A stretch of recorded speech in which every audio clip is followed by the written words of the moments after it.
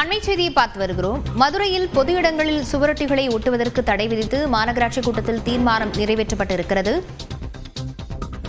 மதுரையில் பொது இடங்களில் சுவரொட்டிகளை ஒட்டுவதற்கு தடை விதித்து மாநகராட்சி கூட்டத்தில் தீர்மானம் நிறைவேற்றப்பட்டிருக்கிறது. மீறி ஒட்டினால் காவல்துறை மூலம் நடவடிக்கை எடுக்கப்படும் எனவும் தீர்மானத்தில் தெரிவிக்கப்பட்டிருக்கிறது. மதுரை மாநகராட்சியில் பொது இடங்களில் சுவரொட்டிகள் ஒட்டுவதற்கு தடை விதித்து மாநகராட்சி கூட்டத்தில் தீர்மானம் நிறைவேற்றப்பட்டிருக்கிறது. பிரதான சாலைகள், தெருக்கள், பாலங்கள், அரசு கட்டடங்கள், மருத்துவமனைகளில் சுவரொட்டிகளை ஒட்டக்கூடாது என குறிப்பிடப்பட்டு முதல் முறை சுவரொட்டி ஒட்டினால் 1000 ரூபாய் அபராதமும், இரண்டாம் முறை சுவரொட்டி ஒட்டினால் 5000 ரூபாய் அபராதமும் விதிக்கப்படும் எனவும் தெரிவிக்கப்பட்டிருக்கிறது. இது தொடர்பான விவரங்களுடன் செய்தியாளர் ஹரிகிருஷ்ணன் இணைந்திருக்கிறார். ஹரிகிருஷ்ணன், முழு விவரங்களை பதிவு செய்யலாம்.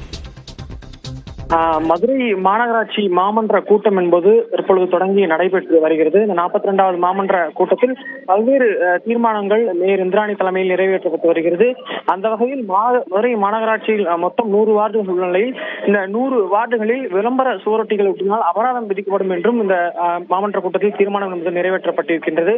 குறிப்பாக மதுரை மாநகராட்சியில் உள்ள பகுதிகளில் சுவரொட்டிகள் ஒட்டினால் அபராதம் விதிக்கப்படுவதோடு காவல்துறை மூலம் நடவடிக்கை எடுக்கப்படும் என்றும் இந்த தீர்மானத்தில் நிறைவேற்றம் செய்யப்பட்டிருக்கிறது.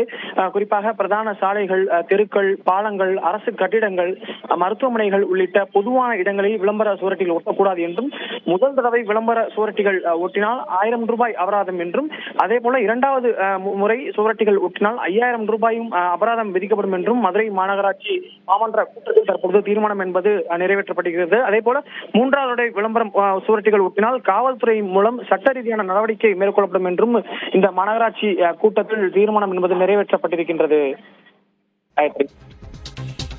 விவரங்களுக்கு நன்றி ஹரிகிருஷ்ணன்.